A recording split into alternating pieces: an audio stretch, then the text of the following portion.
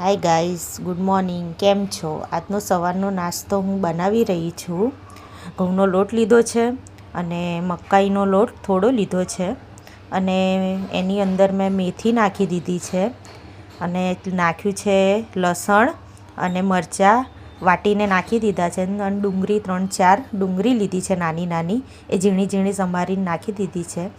અંદર હું તલ નાખીશ અને મીઠું, હળદર, થોડું મરચું, કેમ કે મેં એની અંદર લીલા મરચાં વધારે એડ કર્યા છે. તમારે મરચું નાખવું હોય તો નાખી શકો છો. પછી થોડું હું દહીં નાખીશ.